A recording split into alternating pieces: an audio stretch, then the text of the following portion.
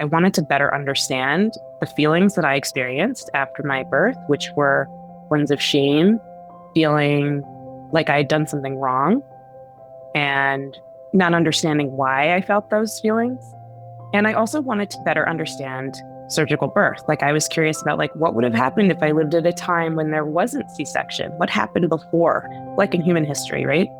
And I was really interested in wait, why are there 1 in 3? And how come so many people of my age, I should say I'm 40, I'm 42, have had surgical births, but our mothers didn't necessarily? What changed, right? What's going on? What if the way you gave birth still lives in your body years later and no one ever talked about it? In this episode, we are exploring the untold stories of cesarean birth and why it's so important to talk about what happens when birth does not go as planned. Because here's the truth. Our bodies remember as moms. And when birth stories are rushed, dismissed, or wrapped in silence, that memory can live on in ways that we don't even realize. So this conversation is part education, part reclamation. It's about giving voice to what so many moms carry quietly and making space for healing, truth, and empowerment. So if you have ever wondered, does my story count? This episode says yes, and it is time to talk about it. So if you are new around here, make sure you subscribe to our channel so you don't miss more heart-centered, empowered conversations like this one. Let's dive in. Hello, families, and welcome to a new episode. I'm so happy you're here. Today on the show, we have Rachel Somerstein, who is going to chat with us about C-section births and the trauma that no one talks about. Welcome to the show, Rachel. Thanks for having me.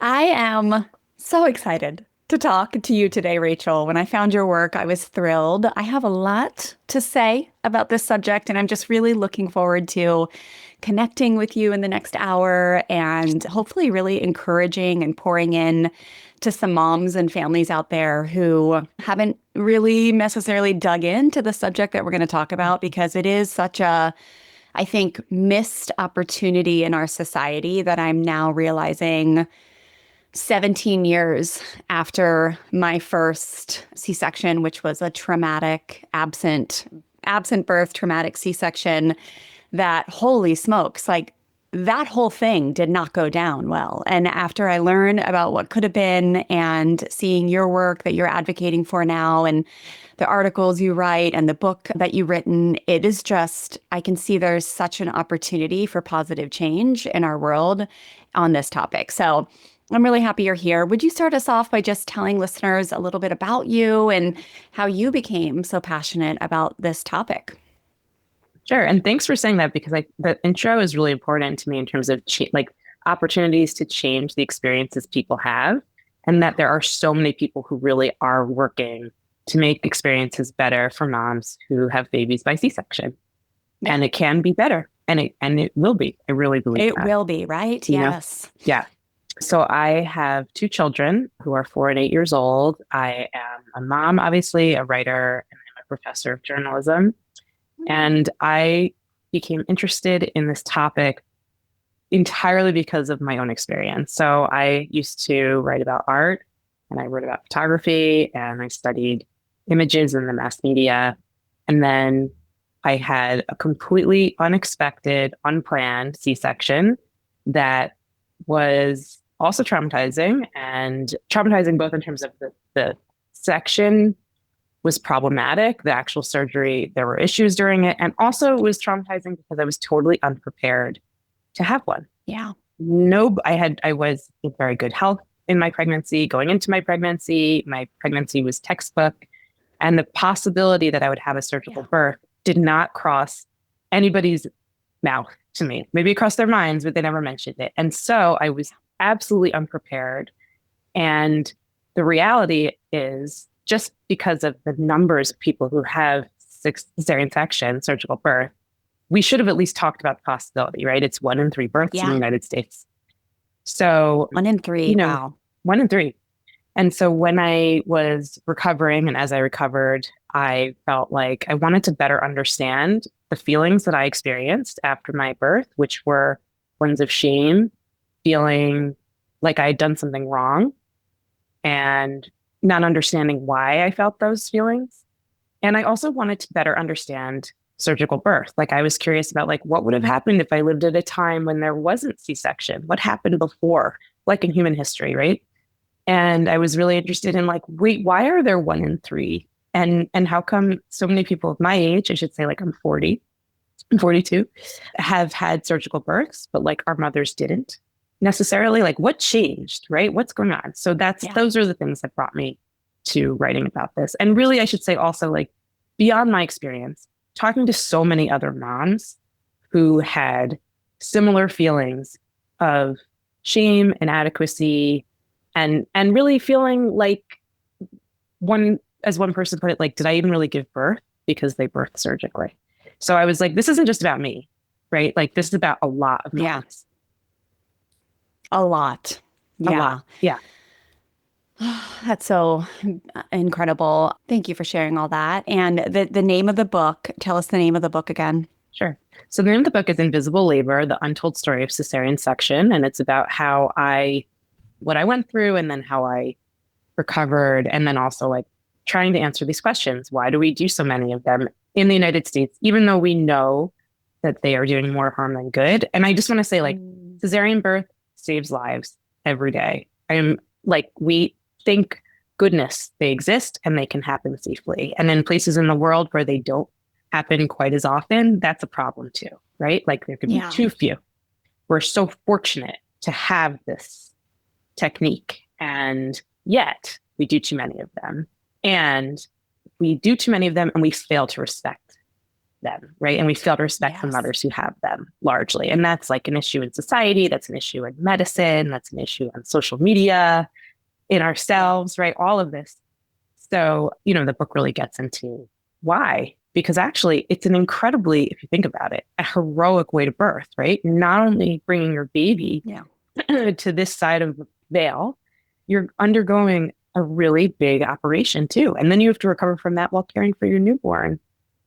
That's like, double in a way. I mean, there isn't like actually like one better or worse way, right? But it's like, we don't respect it. And actually it's so much effort and so much work.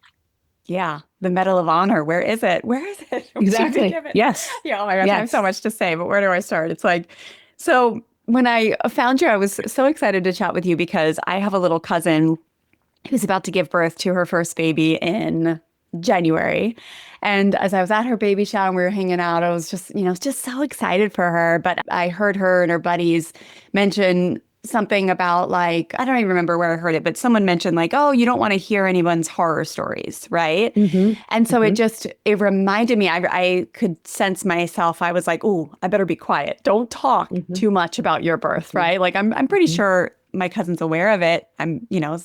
But I was like, let's just make sure we keep that, like put that under the rug. And then I thought to myself, wait a second. Actually, what happened was it was about a month later, I think you might have been part of it, the Women's Health article. Did you write in that or do you just, you did. That was, okay.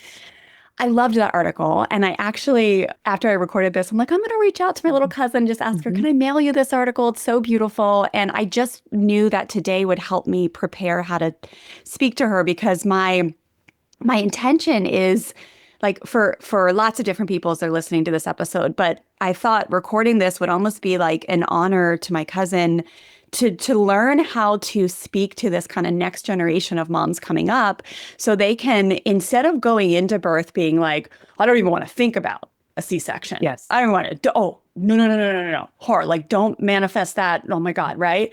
And go in more educated and just knowing like, and we'll talk about, I forget what it's called, like the gentle, maybe it's called the gentle C-section and how you can advocate for that and put that in your birth plan should it happen. But I look back on my birth experience with Stella. So I ended up having a torn placenta after 36 hours of labor. And thank God there was a C-section.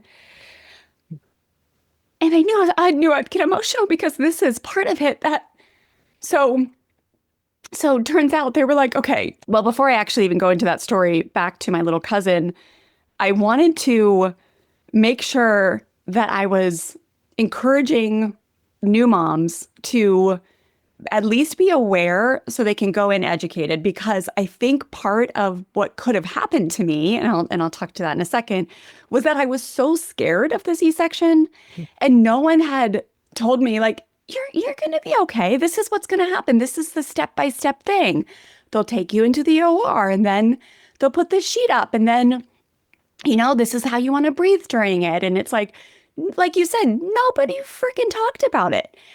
And then I watched my doctor, who was like this tiny 4'6". She was like an oboe player. I remember we had 4 doctors in our practice, and I never saw her, but I knew that there was a chance she would rotate in and be with me that day. And she played the oboe, and I just remember she was so soft-spoken, and she always worked with you like this. And then that moment in that birth room where it was like, I'm hemorrhaging. It was like she changed and she became this like leadership doctor. That was incredible looking back, but it was so scary. And then, you go in, they couldn't find the anesthesiologist, or maybe it just needed to happen too fast. I could feel them cutting, right? Wow. So they just put the mask on. I ended up having an absent birth, wasn't able to be with my daughter or hold her or nurse her. Nor had I even realized to advocate for that or ask her. Obviously, I was unconscious, so it wasn't possible. They accidentally left my husband in the hallway. They forgot about him. He had to contact all these people to be let in. It was just so gnarly. And then I come out of it and I wake up and Terry's like holding the baby and he's like, look, oh my, hi, he's smiling ear to ear, right? And I'm like, what the F just happened? Am I alive? Can I have children again? And then I looked at him, he came towards me with the baby and the pain just radiated in my arm. And they're like, oh yeah, that's gas something. And they just put the mask back on, shot me up with more drugs. And I went to sleep for another 3 hours. And then I woke up and I was like, oh, wow. Okay. I guess everything's okay. I'm all right. And then no one ever spoke of it again. Wow. I mean, yeah, they're like, how you doing? We have some funny constipation story that we laughed our way through the 5 days, but no one ever came in and was like, so here's the prescription for the therapist. You're going to want to do some trauma recovery. That was kind of a near-death experience. Right. There's a chance we could have lost you. Whatever. You start to realize this as time goes on. No one ever spoke of it. And it wasn't till, I think it was 13 years later, that I started to do some somatic work. And I was like, holy shit, there is so much stored in my body. And exactly what you said, Rachel, there was shame, inadequacy. Those were the 2 biggest things that came out. My body spoke to me, and through nonlinear movement that my friend Chrissy Powers is amazing. And I was like, whoa, body speaking to me. And it was just saying it's not your fault. Yeah. You didn't do anything wrong. Yeah. You did great. Your body did great. There's nothing wrong with you. There's nothing broken. And I was just like, oh, I didn't know I was living with this deep shame for a decade. And I just look back and I think, I cannot believe we have a system set up that especially for an emergency and traumatic, but even for the standard. Yes. Ones, why don't women have a beautiful therapist to just at least for a few months afterwards, right? Because then I went into trouble nursing, right? I mean, I think Stella and I had such trouble. She was a colicky baby, and then nursing was hell. It took me 6 weeks till my nipples weren't bleeding and I was actually able to. And then people were like, oh, you're depressed, just go on antidepressants. And I was like, I think I'm just really honestly this is a shit show, Right. And then she became a strong-willed toddler, and it was just one thing after another that it just felt like that beginning of our life, if it just could have been different, would have been so beautiful. So with all that said, my intention as we speak today is just to do twofold. It's to prepare those moms for not just preparing yourself for okay, I'm going to breathe through the contractions and the birth, but I'm also going to prepare my body to signal safety. I just have a thyroid biopsy and I learned nervous system regulation stuff at this point. And I'm just signaling safety. I'm looking at the nurses and as angels, and I'm just speaking to my body. I'm but no one is prepared with that. So you're just kind of panicking in the OR. So anyways, with all of that said, I Mm-hmm. just think there is such an opportunity. And the question, Rachel, is how do you, and I think, I know your book includes some of it, but like, how do you reach, and let's just talk about, because there's two people I'm kind of speaking to here, like Mm-hmm. someone who hasn't had a baby yet, and you want to like empower them. So they're Mm-hmm. educated and they're not going in with fear, because I do think that affects our body. It constricts us. It Totally. makes things harder, right? It could lead to the shutdown or whatever. And then also, like, so let's start with that. And then I want to let's talk to that mom who's in similar boats of us, right? Who's like, whoa, wasn't quite expecting the Right. C-section. Definitely realized there's some shame going on. Never even addressed it. Like, how can we help both of these departments? But or both of these Yeah. categories of Yeah. human Yeah. souls?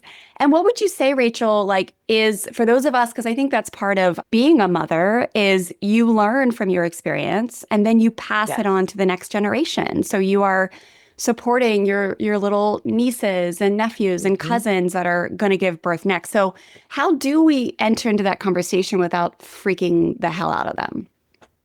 So first, I also want to say, like, I'm just really sorry about how your birth happened. It sounds like it was Thank you. really, really traumatizing, and also that you didn't have people to walk with you, or not walk with you through it, but like to be like, we can talk about this. It's okay to Right. talk about this, right? That, and I have some thoughts about, and I had similar experiences. I really identify with a lot of what you're saying, and which we could talk about like the reasons why that happens. And there's a lot of them, but in terms of, you don't want to scare people totally. Yeah. And that's not the goal. And I think what you're hitting on that's so smart and important is that actually not being prepared is the scariest thing of all, right? When you Oh, get into like, you're like, I was like, I'm not going to have a C-section.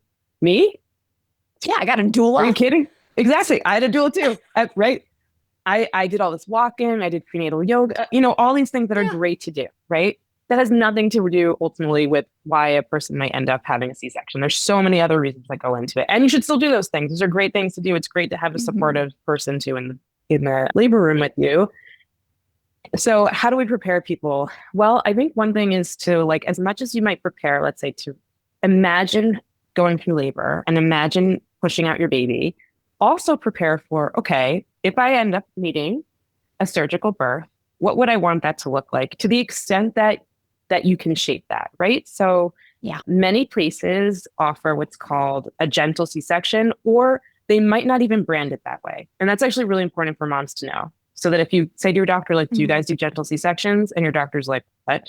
Yeah. That doesn't like What's that they new age crap? right, exactly. What is that, right? And it's not about a different technique. It's about an attitude in the operating room. And what it means is that typically, first of all, you would have provided everybody stable skin to skin with your baby in the OR. I had no Yes. idea that that would have even been possible. I also had general anesthesia, so I was not present, Mm. but I didn't even know that that was something like you could even ask for that in advance, right? Yeah. You can ask also, you can say, you know what, I really want to, maybe it's really important to you to start breastfeeding right after birth. You could say, I would like to do that in the OR too. Again, provide everybody's healthy enough and stable enough, right? Yeah. Some places will have a clear drape so you can see your baby being born. You don't see like the more gory parts of the operation, right? You just actually like Yeah. see them coming out, and that can be important. It could Oh, be important. Maybe yes. you want your partner to be the one who says like it's a boy, as opposed to right like a nurse or some. Or maybe you want one person said that she wanted her husband to sing to her. That was what she'd imagined and what she'd written in her birth plan. She needed to have a C-section, and he sang to her there. So it's like thinking about not getting rid of all of the things that are so important to you for birth that you imagine and plan and desire and hope for, but you imagine them with a vaginal birth. And some of them you wouldn't be able to do with a surgical birth, right? Like it's a different way of Yeah. having a baby. But you don't have to be like, well, that's it, right? Like I now have no agency. I now don't get to like, I don't know, advance what's most important to me about this literally once in a lifetime moment. Right. And Yeah. and also like it reduces you, I think, in this way. And I know I struggle with this and a lot of moms I think struggle with this. It's like you become only a patient as opposed to like, I am the mother. I am the person who is having this life changing thing and Yes. literally bringing life into the world. And to then be reduced into the patient role, it's like you feel like your power is stripped from you. Like it can be very, very negative. It's not like going in to have like your appendix out or your knee fixed or whatever. It's like your power moment. Like, oh my, wow.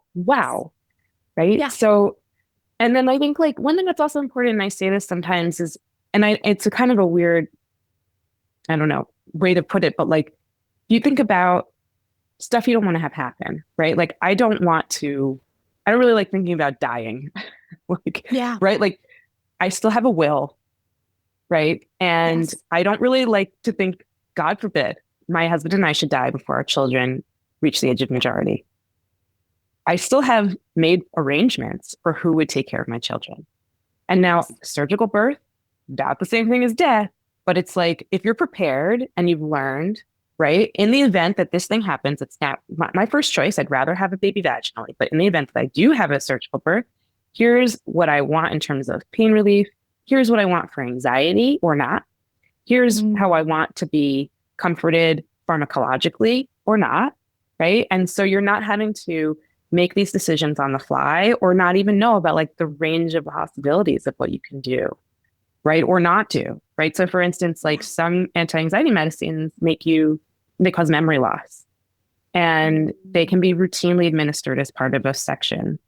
And that might be okay for some moms. And that's a perfectly okay decision to make, right? Like I should say, like, no shame, no judgment. Do what is the right thing for you. But you should know that could happen. Well, what are their alternatives? Well, maybe you can have the anesthesiologist holding your hand or putting a warm blanket on you or talking to you. Or maybe you could have a doula in there with you. Or maybe you do want to have the anti-anxiety medicine, but that you know these are the possibilities and you're not making the decision of what to do as you're being wheeled into the OR in potentially a stressful, chaotic, or even not chaotic, just unplanned situation. Yes, because I suppose there are just some that are like, we're going to do the C-section now, and then you have like 15 minutes, right? Exactly. That's right. Where that sounds like you and I were like, we have 3 minutes. We have 3 minutes. And like immediately, like, I don't care about your husband. Yeah, that's so beautiful, right? That tone of empowerment. And yeah, I can just imagine that it would just make such a difference. And yeah, I had no idea about any of this. No idea. Neither and when did I look back, like the idea of putting it in your birth plan of like, you know, having a section of your birth plan that's like, if there's a surgical birth or C-section, to like the people afterwards, what you would like, you know, like, do they really look at that is my question? Because I mean, it was a long time ago, it was 17 years ago, but we were just like, what is happening in the hospital? They would come in every night and give Stella her shots in her heel at like 4 a.m.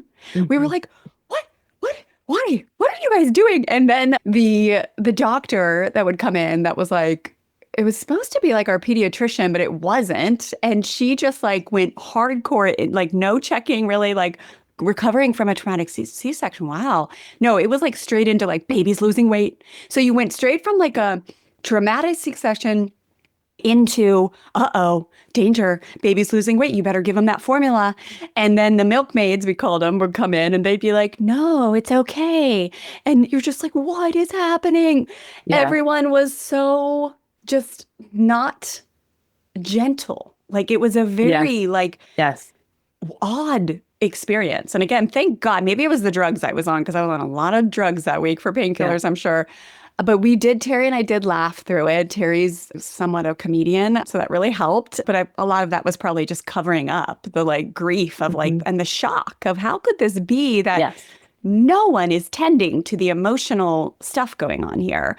And why don't we have more like therapists in birth wings that are coming in and just, if you have a mom that had a C-section, we were there for 5 days, 4 or 5 nights, like, it would be the perfect opportunity to have a therapist come in and be like why, like, how, you know, I suppose it just takes more and more of us advocating for that, or like, how would you get that to change in the system, Rachel?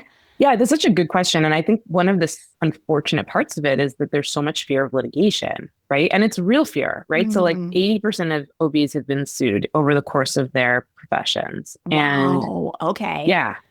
Okay. So there's a fear then about calling something a traumatic birth, right? Because then that could suggest maybe we did something to cause that trauma that's like litigatable.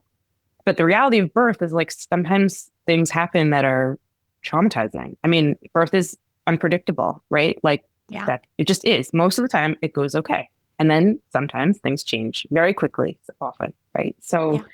I think that that's part of it. And I think the other part of it is that we are so used to separating mental from physical health. And it's like the hospital is the place for the physical health. We tend to physical health, even though they're social workers, right? And, they're supposed to help people who, let's say, are in domestic violence situations, right? Identify that or trafficking or whatever.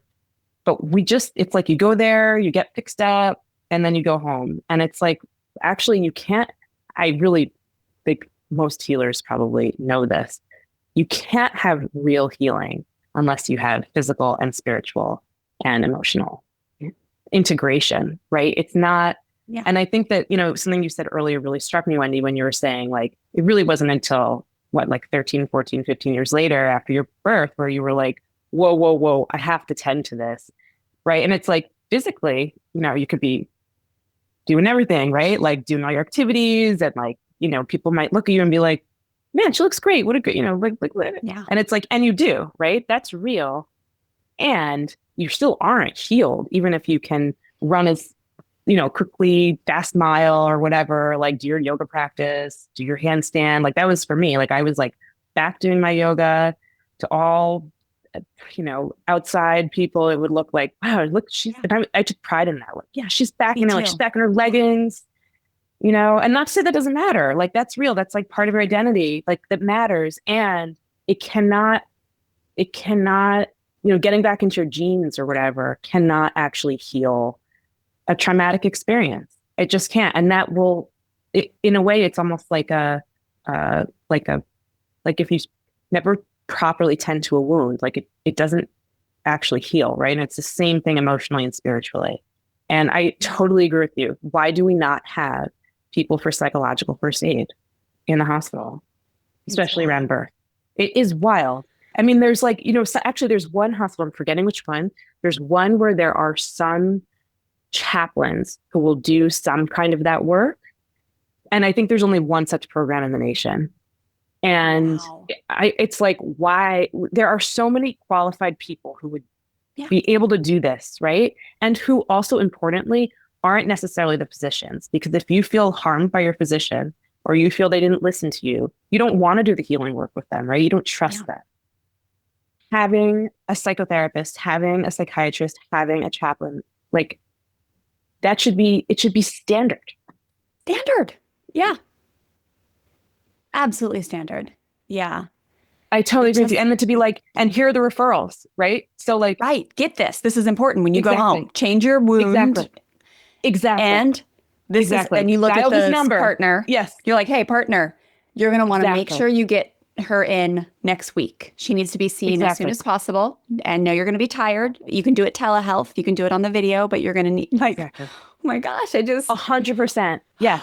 Absolutely. And also part of it is we don't have enough people who specialize in perinatal mental health. Like that's true. There is not enough. Really? Right. And the demand is huge. Yeah. As an entrepreneur right now, I'm like, ooh, there's an opportunity there for, I just think of all the people who like the start is so rocky. And then I specialize in helping parents of strong-willed kids who are just born with this beautiful spirit that is like such a blessing in the world, but mostly seen as a curse. And so if you start out life with your little soul so separated and distant and like, I think I used to joke that like, oh, Stella didn't want to come out into the world. She had her strong will from birth. And like, like once you start to look at it, there was toughness from the beginning of just like, why was this so hard? And then no skin to skin, no connection. Like the nursing was hard. The colic was hard. The toddler years were hard. It was like, it seems like there's a real opportunity for someone to come in and specialize in birth through like 5 for parents. I totally agree. And especially for those people who have been through C-sections and didn't get that like a peak. Because I mean, these days when I see births that are, I feel like when I see births and baptisms, it's like, and marriages and weddings, it's always kind of been that same feeling of like, oh my God, it's the most beautiful thing in the world. Like always crying. There used to be a show on called The Birth Story or something. It was like I on know what you're talking about. Yes. AMC. Yes. Okay, good, because I'm old. It was a long time ago. Yeah. We tried to actually recreate it, Terry and I, and we look at the film now and our kids are mortified. We were so weird. That was before anybody knew how to be on camera, right? So we like set up the camera and we were like, welcome to our baby. I think it was called The Baby Story. And it was so awkward. But yeah, I forget where I was going with that. But it was a crazy time. And I just think if people were supported with like after the birth, how to like connect with this kid when you didn't have that connection first. Oh, I know what I was going to say.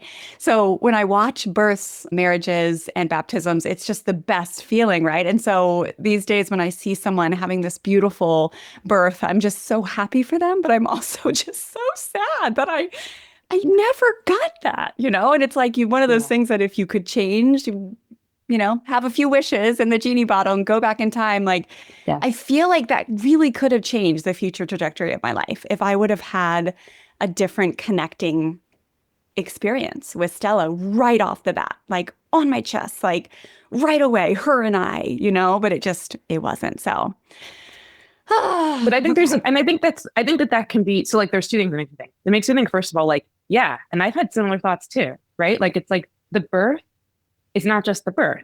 It sets up the first 6 months, right? And then it becomes a narrative that feeds itself.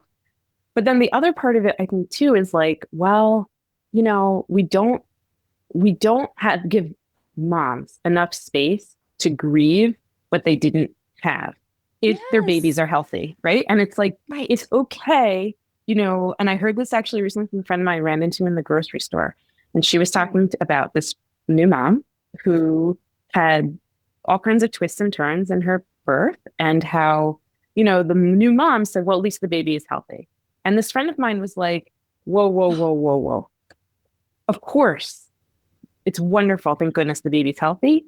And it's okay to grieve that for her, in this case, this person also had a C-section that she didn't want or plan, and both of those things can be true. You could be grateful for a healthy baby, and you can be like, there are things that didn't happen as I had really hoped and wished, and I'm sad for that.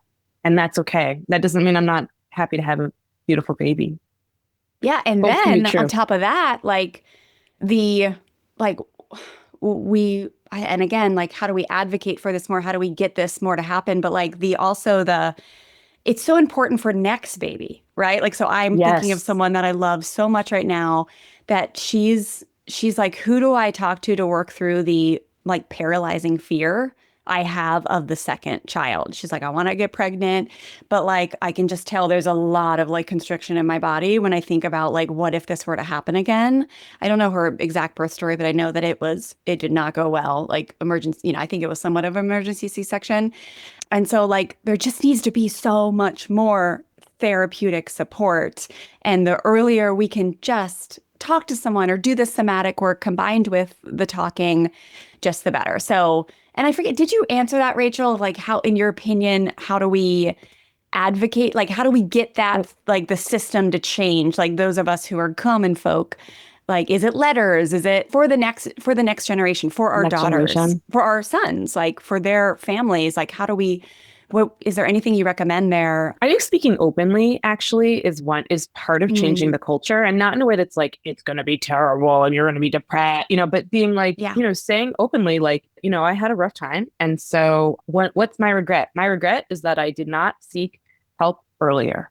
And here are some great resources, right? And like, you make it about you, right? As opposed to like, so I think that part of that can change the culture within communities, right? In terms of changing the culture, changing the culture in hospitals, I think changing the culture in hospitals is really, really hard because they're very insular.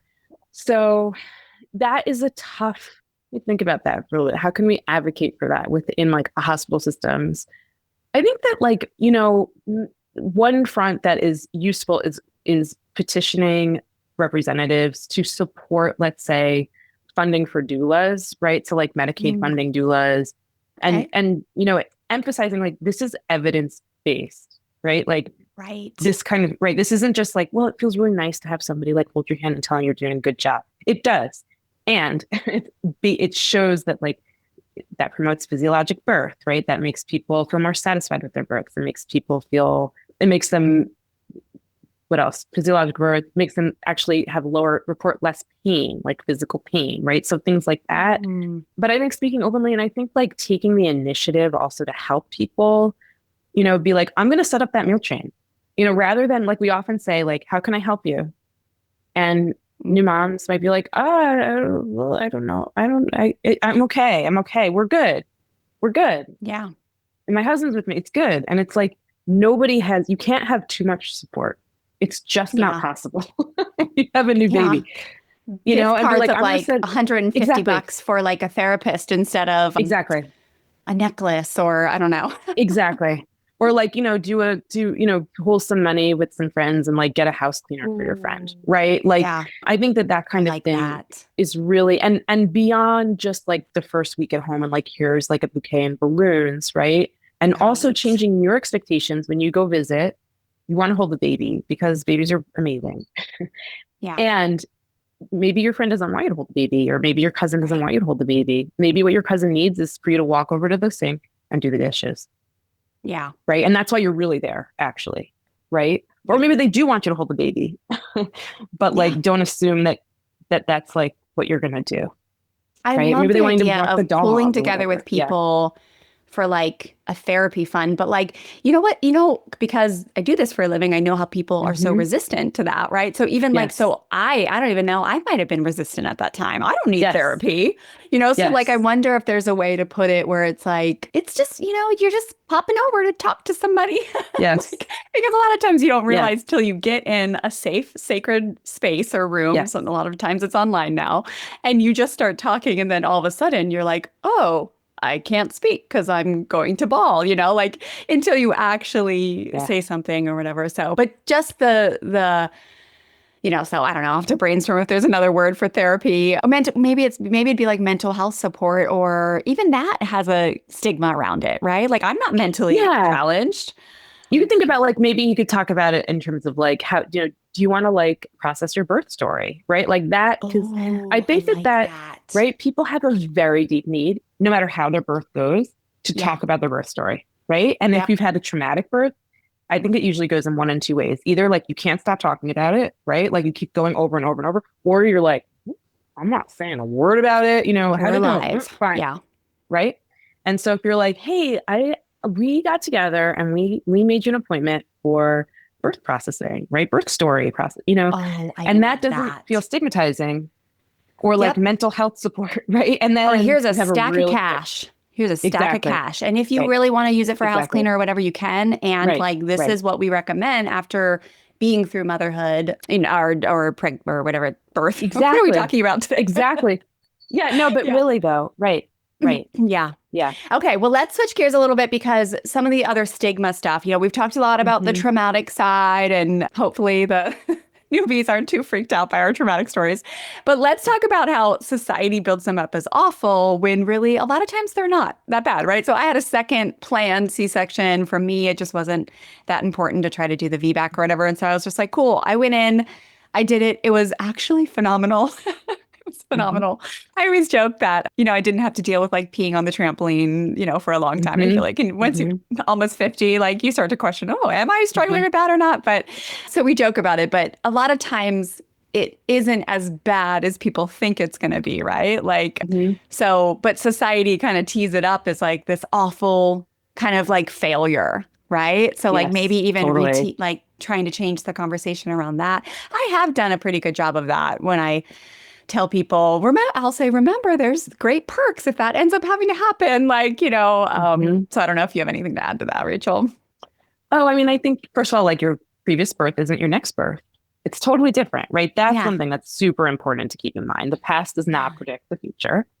And, like we have to remember that some of these feelings come from even the medical language. So like a lot of medical language is like, even if your doctor doesn't say this to you, it might say in your records, failure to progress, right? And it's like, oh, I messed up. I The failed. label.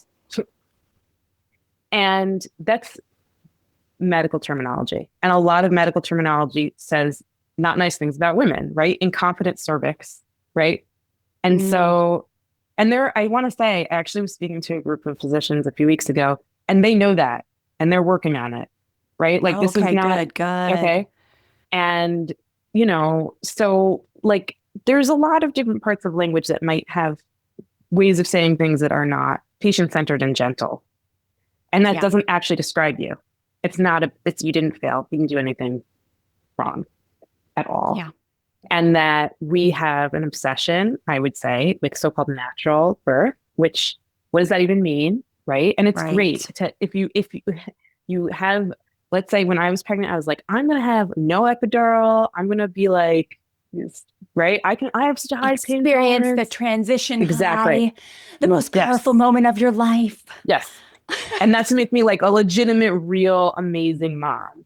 Yeah. And if that works for you, phenomenal. And if it doesn't work for you, phenomenal, right? Like it has nothing to say with how good a mom you are or how much you love your baby or how much you really, really wanted to have that baby.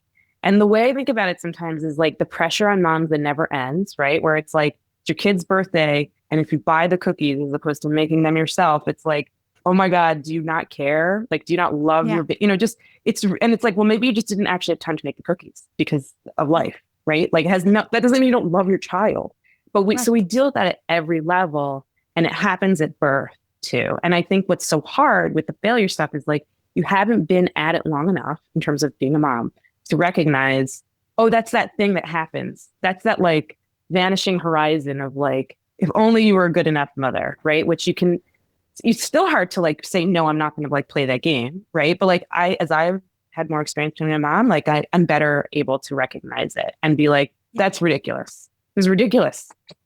Yeah. I bought the cake because I had to buy the cake because there needed to be a cake and I didn't have time to make the cake. Yeah. Period. Yeah. Right. And once you have teenagers, they won't want the freaking cake at home. So you're like, you just got a future cast. Right. I'm setting myself up for thinking. Like, we were joking this morning. Terry's like, babe, because the kids, still my oldest, my strong-willed one especially, she'll be like, what's for dinner? And I'm like, oh, like, pad thai. And she's like, did you make it? And I'm like, yeah. And, but if it's to go, if we go out, she'll eat pad thai. Yeah. But if I make it, and Terry's like, we need to start buying like to-go containers from the place that we get to go from and just be like, look, we got to go tonight. Oh yeah, my children are like, we want it from a bag. Like if it's from a bag, like I'm like, can I make you a snack? And they're like, we want something from the cabinet that has the like junk food in it, right? But like, the goldfish or whatever. And I'm like, what? I just, come on.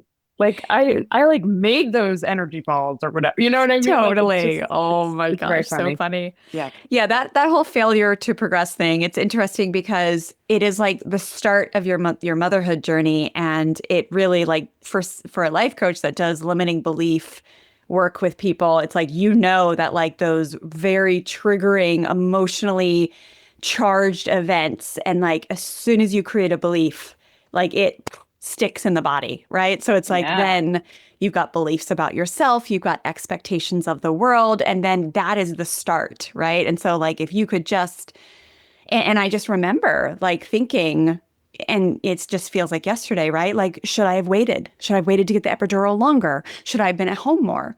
Should I have gone totally drug-free? Would that have prevented it? Is it my fault? Like, absolutely, like all the things that just come with it, that if you could get a handle on early, if you could just address it early and say, let's just get it out on the table with a qualified individual. So as in your community, Rachel, let me know if you ever have people to recommend to send my people to that really specialize in that, because that would be an amazing. Well, I do. I recommend. I mean, you'd mentioned somatic work, but EMDR, which is similar. It's eye movement desensitization reprocessing, and they have like a website that you can then find a provider, who lives near you. Some of them specialize in birth trauma specifically, and it's really very effective therapy for things that are stuck in your body. right? So it's like, basically, it's like if you have a traumatic memory, a traumatic experience, this helps you to reprocess it in your brain and move it out. And when I have to say, to be totally honest, when I was seeing a therapist and she recommended it and she didn't do that work, right? But she could see like, this is in your body. We can talk, but you need something different. At the time, I was like, I thought, I just was like, is this real?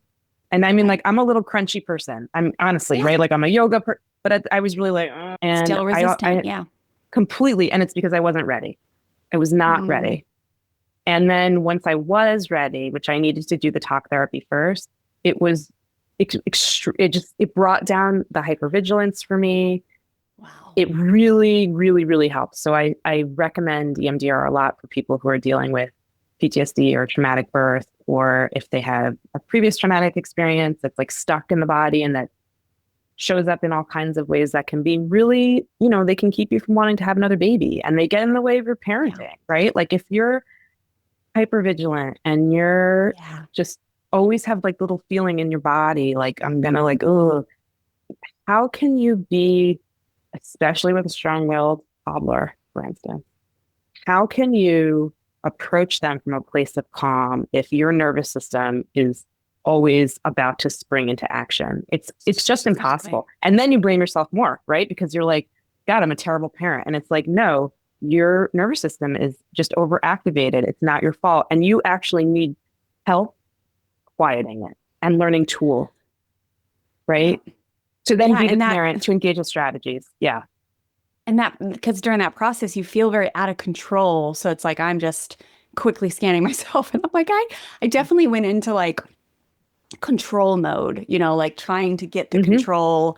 So who knows? Everyone has a different little, cycle that they go through. But, and I will add to your EMDR recommendation that once I started doing that nonlinear movement with my friend Chrissy Powers, that was where everything really came up for me. And what's so nice about that stuff is like, you don't got to talk to anybody. You don't got to talk. All you got to do, Chrissy does hers, like she does hers through a Zoom. And like it's like yoga. It's like yoga with music and like nobody, I mean, Chrissy does a little bit of talking, like a little bit of guiding, but the only thing that you have to do is keep one digit moving at the entire time. Like it can be a pinky, but you just can't stop moving.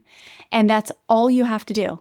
And it was unreal the way my body spoke to me and the emotions that I processed during those sessions. And so I recommend her so much. And I'm sure there's so many nonlinear movement people in the world now because that somatic therapy is really starting to become more and more popular. But I can imagine that being a very easy entry point. Like you don't got to talk about anything. All you got to do is get your yoga mat out and just be willing to, if emotion comes, then I love that. If your body speaks to you, cool. But there's no pressure. You're just going to move around for a little bit on your yoga mat. So, oh my gosh, Rachel, what a delight to talk to you. I knew that this was going to be really a beautiful conversation and healing for me. And I do think it has been. So thank you so much. Will you tell everyone where they can come get your book and find you and all that good stuff, please? Sure. Yeah. So it's Invisible Labor, the untold story of the cesarean section. And it's on Amazon and Barnes and Noble and local bookstores. And you can find me I'm on Instagram. You can go to my website, which is rachelsomerstein.com. And I hear a lot from people and it's really meaningful. And one of the reasons I wrote this book was thinking like I would have needed to read something like this to know I wasn't alone. And I hope that people in hearing this episode or reading the book just realize what they went through, whatever they went through, they're not alone. And that means a lot.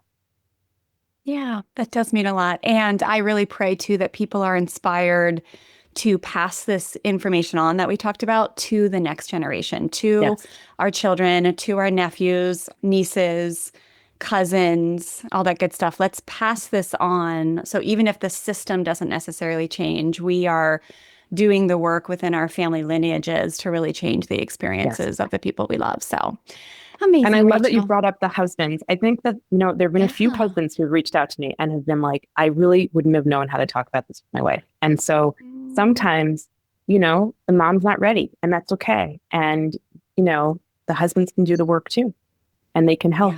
And that is healing for you too, right? Absolutely. with a Yeah, partner. because it is just as much as a wild experience for them. Yes. Like Terry being stuck in the Yes. hallway, and then his like relationship with God was formed in Stella's birth. He's I got a can wild imagine. story. And it's just like, Yeah. okay, like, wow, that just happened. Yeah. Yeah. I've And been so, like, yes, it's not their oh, body, right? But it's right. happening to them too. And so like they also have right to be part of this journey, right? And I think, Absolutely. it can be easy to push that away, right? Be like, oh, it wasn't me. It's fine. I'm okay. And it's like, it's you too. It's also your family. It's also your partner, Especially with the rad dads of this next generation. Like, 100% agree. Yes. we were part of, Yes. we're kind of the first one of the first generations where like dads are really freaking involved, and they've gotten the memo. They're excited. They're part of everything. And I look at my little cousin in her circle and I'm just like, yes, thank you, God, because it's changing. I mean, her husband is like, they had a joint baby shower because like Matt couldn't even imagine not being there, right? Like it was a co-ed. Beautiful. They're just, he's like, perfectly, like I have so many friends and I have a lot of clients too. Usually they're from the religious trauma world that the spouses are not on board, but so many these days are. And it's just so beautiful, and to remember to include them because they are processing and part of the planning too for the next one. So amazing, Rachel. Yeah. You are such a light. Thank you for your work. Thank you for your writing. And listeners, go find Rachel. And thanks so much for listening. We'll see you in the next episode.